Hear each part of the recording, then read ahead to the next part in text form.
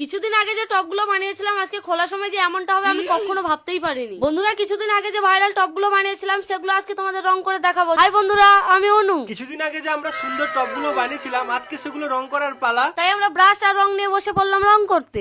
রং করতে বসে পড়লাম। রং করার আগে যে এগুলো বার করতে হবে, বার করবে কে? হ্যাঁ আমি বের করবো, চলো বের করে দেখাচ্ছি। হ্যাঁ তুমি বার করো, আজকে আমিও দেখবো তোমার কত ক্ষমতা।